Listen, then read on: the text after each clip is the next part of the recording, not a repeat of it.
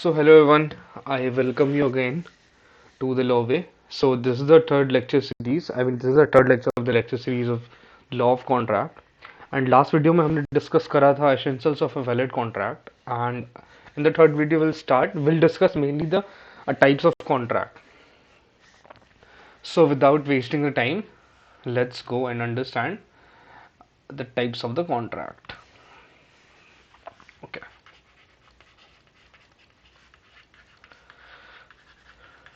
types of contract. So we'll divide this in the four part. First, on the basis of enforceability. Okay. Now second, on the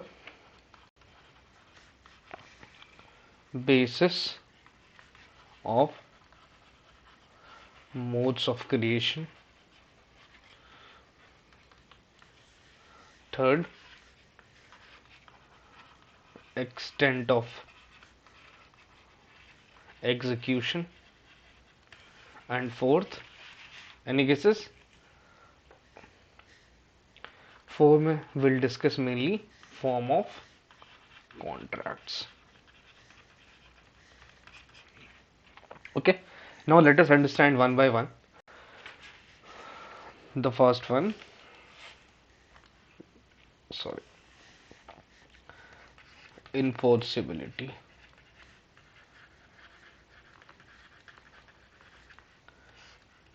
ठीक है, इसमें आएंगे valid contract, second में voidable contract, third में void contract. ये मैं बताऊंगा mainly ना, वॉइड कॉन्ट्रैक्ट का कोई ऐसा बहुत बड़ा कॉन्सेप्ट है नहीं, बट मैं बताऊंगा इसे क्यों वॉइड कॉन्ट्रैक्ट बोला गया है। फोर्थ में अनइनफोर्सेबल कॉन्ट्रैक्ट, फिफ्थ में इलीगल और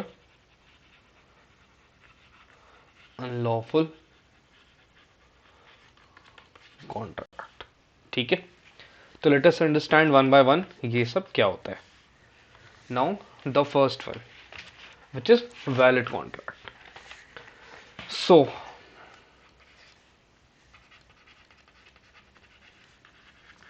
what is valid contract? The definition is given in section 2H of Indian Contract Act 1872. Now what is section 2H? Section 2H says an agreement enforceable by law is contract. ठीक है, so all agreements that are enforceable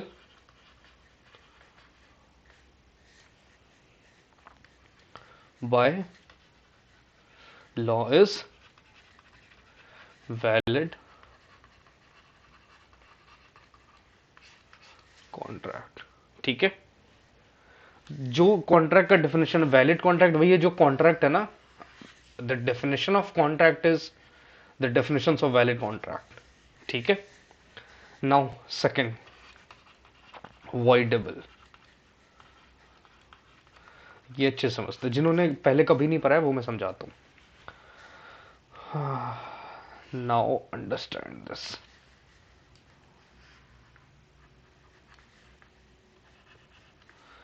ये हो गया ये point valid contract, ये हो गया voidable contract, और ये हो गया void contract. Now let us understand. ये जो कॉन्ट्रैक्ट है ना, ये किसी आप कॉन्ट्रैक्ट जैसे मैंने बताया था कि कम से कम दो पार्टी चाहिए। ठीक है, तो यहां पे क्या है ना, कोई एक पार्टी जो है ना, कोई एक party, it is in his और हर हैंड कि वो कॉन्ट्रैक्ट को या तो वैलिड कर सकता है या फिर वॉइड कर सकता है। ठीक है, वो चाहे तो वैलिड कर लिया, वो चाहे तो वॉइड कर लिया। मैं बताता हूं कैसे। नाउ लेट्स से ये ए है और ये बी है।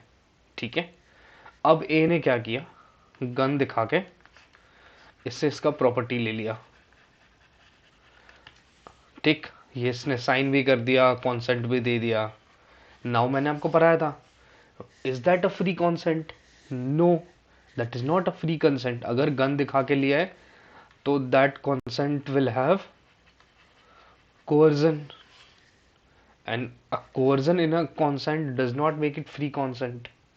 मतलब अगर आपने किसी को गन दिखा के किसी का कॉन्सेंट लिया है, किसी की हाँ, किसी से हाँ बुलवाया है, तो that is not willing, I mean he is not willingly giving you consent, तो that is not free consent.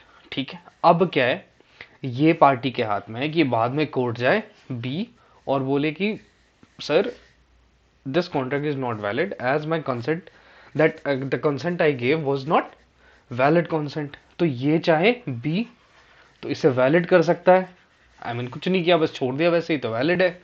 वो चाहे तो वॉइड कर सकता है। ठीक है, so the validity in case of voidable contract is in the hand of aggrieved party। तो जो पार्टी एग्रीव पार्टी है ना, ही और शी कैन मेक इट इधर वैलिड और वॉइड। ठीक है, ये कहाँ दिया हुआ है, voidable contract section 2I of Indian contract act 1872 में। ठीक है, clear? Okay, I am expecting है क्लियर। अगर नहीं है तो फिर आप बता दो चैट बॉक्स में। हाँ, जब तक, एक और चीज मैं बता दे रहा हूं, जब तक ये बंदा उसको वॉइड नहीं करवा रहा है तब तक कॉन्ट्रैक्ट वैलिड होगा। मतलब अ voidable contract is valid until void, मतलब जब तक उसको void नहीं किया गया तब तक valid होगा। Clear? Now let's understand void contract।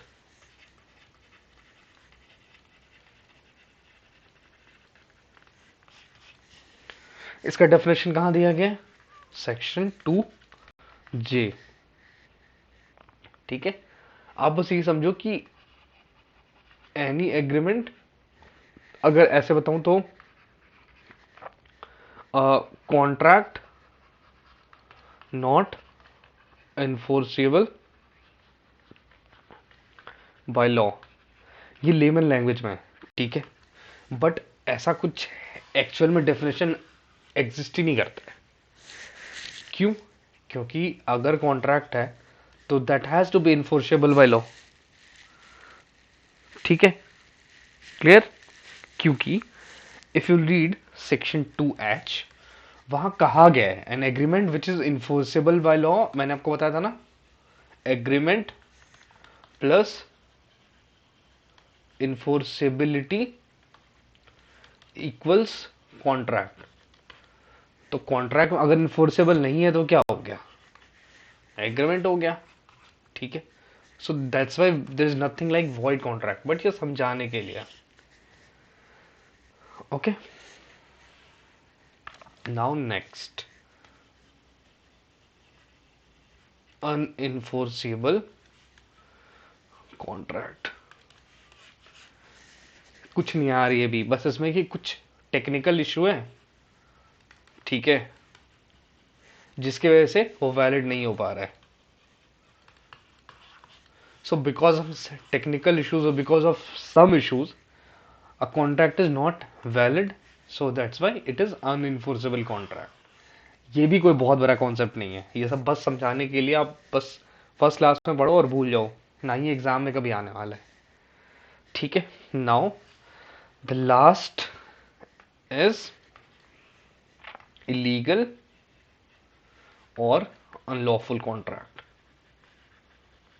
देखो ये भी कोई कॉन्सेप्ट नहीं। If you read essentials of a valid contract, वहां पे कहा गया है कि sorry, subject matter should not be declared expressly void, मतलब वो अनलॉफुल नहीं होना चाहिए। ठीक है, अब एक बात समझ लो, वॉइड कॉन्ट्रैक्ट ना and illegal contract are not same. ठीक है, ये बेसिकली क्या है, अगर आप किसी से गन में डील कर रहे हो, let's say कोई AK-47 खरीद रहा है बी से ए, तो ये क्या हो गया, इलीगल कॉन्ट्रैक्ट है। वो तो कॉन्ट्रैक्ट होगा ही नहीं पहले, ठीक है, बट समझने के लिए समझ लो कि वो इलीगल कॉन्ट्रैक्ट है। ठीक है, यहां हो गया हमारा। मैंने एक बताया था on the basis of enforceability, हमने 5 पढ़े। Now let's move to the next section, that is on the basis of mode of creation. ठीक है, इसमें 3 आते हैं, एक्सप्रेस, इम्प्लाइड और क्वाज़ी कॉन्ट्रैक्ट। ठीक है, let's understand one by one. First one, express. ठीक है, what is express contract? It's nothing, just when a contract is in words, मतलब या तो वो स्पोकन होना चाहिए या फिर रिटन होना चाहिए। ठीक है, मतलब वो क्लियर होना चाहिए। ठीक है, जैसे लेट्स से हम कभी प्रॉपर्टी खरीदते हैं या हम कभी रेंट एग्रीमेंट बनाते हैं, ठीक है, तो वहां पे लिखे रहते हैं टर्म्स एंड कंडीशंस।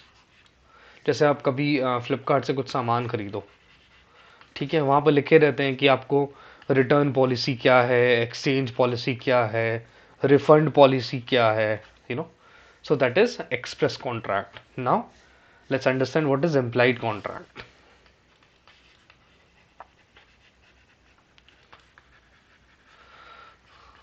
आपने बहुत बार किया होगा ना कि अपने शहर में आप कहीं ऑटो वाटो के लिए या फिर कोई पब्लिक ट्रांसपोर्ट के लिए आप ऐसे ही, कोई बस आते रहता है या फिर आप आप ऑटो में बैठे हो, आप हाथ देते हो ऑटो वाले को, ऑटो वाला रुकता है या टैक्सी वाला रुकता है, आप बैठते हो और जहाँ उतरना होता है आप बोलते हो रोक दो, या फिर आप उतर जाते हो, उससे हाथ में उतने रुपए दे देते हो क्योंकि आपको तो पता ही है कितना रेट होगा उसका।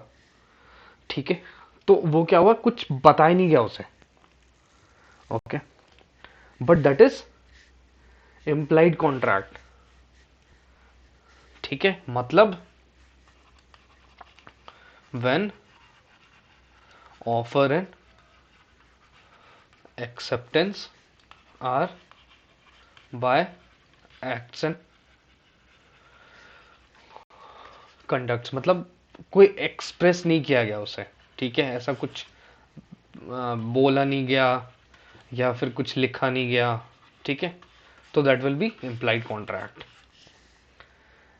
Now third one in the in this categorization is quasi contract।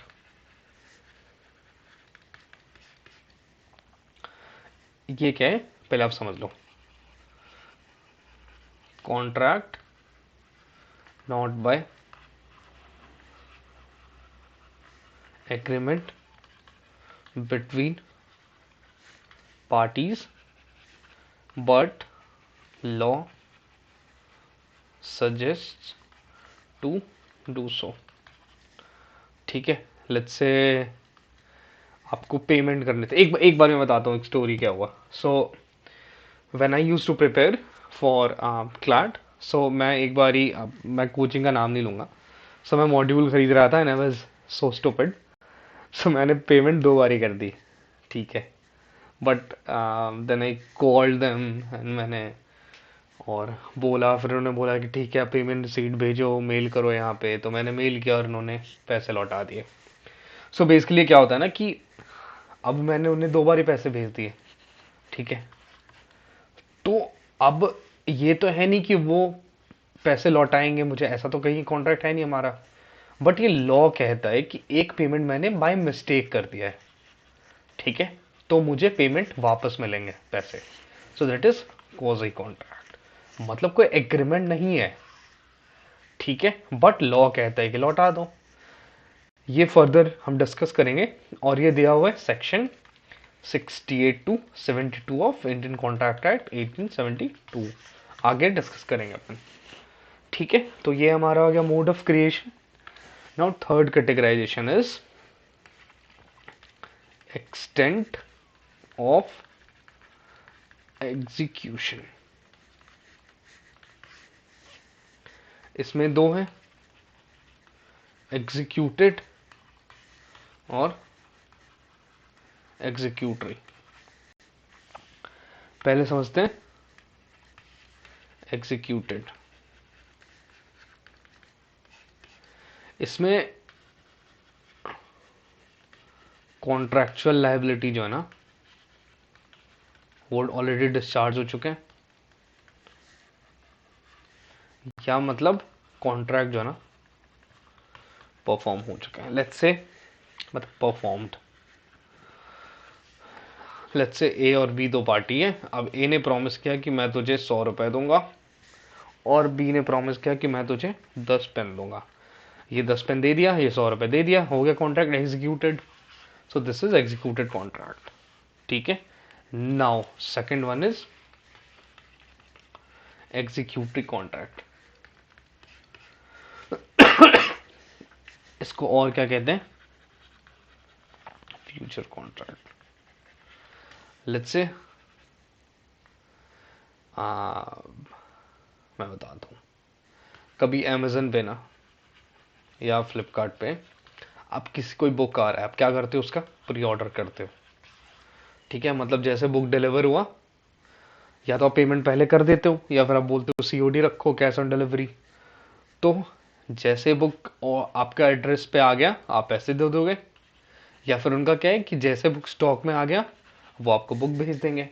मतलब when parties are yet to perform the contract, ठीक है। नाउ अब मैं इसमें थोड़ा सा अच्छे से और समझाता हूं आपको, ठीक है, आप समझो। जब बोथ पार्टीज, सॉरी, अरे यार, परफॉर्म्ड, तो उसको क्या कहते हैं, executed when one party perform, तो क्या कहते हो, एग्जीक्यूटेड एंड एग्जीक्यूटरी। मतलब एक के लिए तो एग्जीक्यूटेड हो गया,